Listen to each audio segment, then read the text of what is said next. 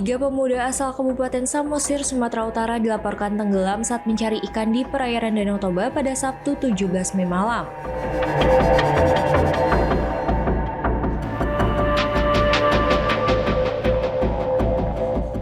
Informasi yang dihimpun menyebutkan bahwa peristiwa tersebut terjadi pada Sabtu sekitar pukul 19.30.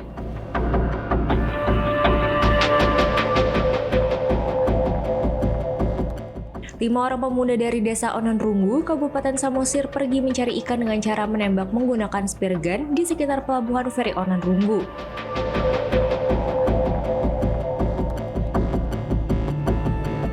Sekitar pukul 22.25 salah satu pemuda berinisial BS melakukan penyelaman di sekitar pelabuhan.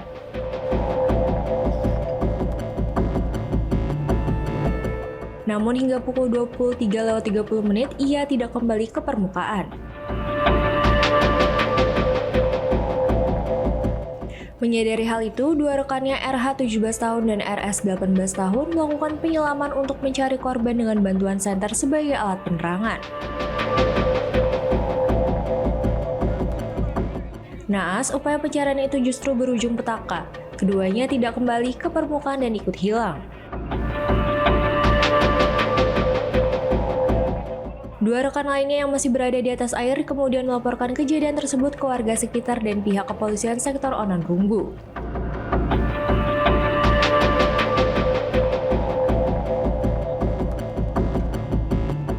Dan malam saat itu, time-nya pas gitu Pak. Kami nggak ada rencana mau nembak ikan gitu. Cuman karena sama-sama ketemu gini Pak, terus di posisi di situ udah ada tembak ikannya, speargunnya gitu Pak. Tiba-tiba karena dilihat speargun itu Pak, ada niat dia, si korban, mau nembak ikan. Memang sebelumnya sudah biasa rupanya korban untuk turun juga ambil ikan. Sudah Pak. Biasanya dapat berapa gitu? Nggak nentu juga Pak, tapi paling sering dia dapatnya sampai 2 kilo aja. Kenapa harus malam hari kan? Kalau siang hari atau sore hari? Ya akhir-akhir ini memang Pak cuaca nggak bagus. Cuman di malam hari yang bagus, tenang cuacanya gitu Pak. Jadi dia disempatkan di situ. Apakah karena naiknya permukaan air Danau Toba sehingga membuat ruang untuk bernapas atau space di bawah gedung pelabuhan ini yang ternyata saat ini adalah di atas permukaan air Danau Toba? Apakah kenaikan permukaan air Danau Toba itu membuat susah bernapas? Iya Pak, ventilasinya jadi nggak ada Pak. Ventilasi udara semakin sempit. Gitu. Sebelumnya dia lanjut kan Pak. Pas lanjut dia udah ambil jalan yang berbeda Pak. Dia mau masuk ke dalam steker pelabuhan ini. Gitu Pak. Tapi sebelum dia masuk, ada kawan yang satu lagi namanya Kevin Samosir. Dia minta untuk pergantian. Ganti biar nembak ikan gitu Pak. Tapi nggak mau dia Pak. Nggak mau dia Pak. Dia itu cak kotor. Nggak bisa lagi kan Pak berbuat apa-apa. Tapi memang posisinya aku Pak masih di samping dia. Oh, ketika Anda melarang dia, jangan Pak, kami pindah aja. Dia melawan atau menolak dengan cara cara kotor gitu ya? Pak, dia nggak ada bilang apa-apa, tapi memang dia langsung mau masuk gitu aja. Tapi sebelum dia mau masuk, kawan kami yang namanya Kevin Samosir minta bergantian. Tapi nggak mau dia Pak, langsung dia cat kotor. Menjelang 5 menit, pikiran kami masih positif Pak. Pikiran kami ini, mungkin dia udah banyak dapat ikannya di bawah situ. Kami positif pikirannya gitu Pak.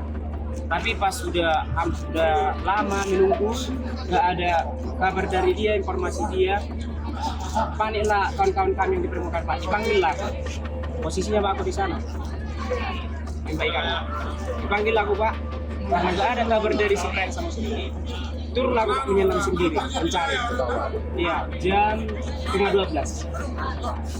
11:30 malam, turunlah aku Pak mencari, menyelam. Memang asli nggak ada. Bagaimana itu? Terus banyak sampah-sampah gitu Pak. Setelah menerima laporan, petugas kepolisian bersama tim penyelamat dari Pos SAR Parapat segera bergerak menuju lokasi kejadian. Sebanyak 6 personil dilengkapi alat selam dikerahkan untuk melakukan penyisiran bawah air sejak pagi hari Minggu 18 Mei.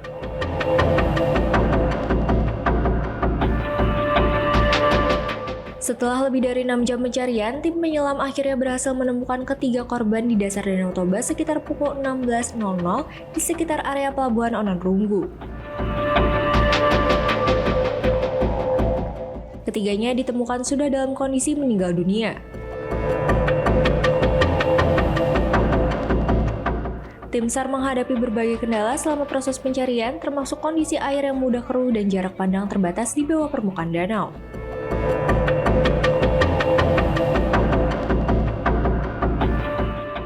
Polsek Danau Toba dari sejak pukul 10 tadi sudah berada di LKP untuk melakukan pencarian. Awalnya 1 orang, kemudian karena ada 2 orang temannya mencoba menolong, akhirnya korban bertambah menjadi 3 orang.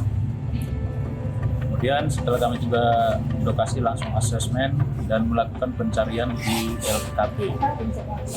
Dan ada beberapa tahap kami lakukan karena airnya gampang keruh.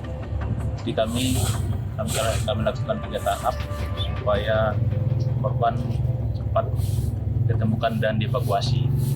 Dan ketiga, korban tadi akhirnya berhasil dievakuasi. Dan terakhir itu pukul 15.50 atas nama Aldi Samosir. Dengan ditemukannya semua korban ditemukan dan dilarikan ke puskesmas dan diserahkan ke keluarga korban. Adapun kendala di bawah itu yaitu jarak pandang pada saat menyelam sangat terbatas, tambah lagi butuh bernapas di bawah dermaga pelabuhan itu juga karena lagi naik air Danau Toba. Itulah penyebabnya kenapa mereka menjadi korban. Ruang bernapas di bawah itu sangat sempit. Demikian laporan dari Ononrunggu. Terima kasih.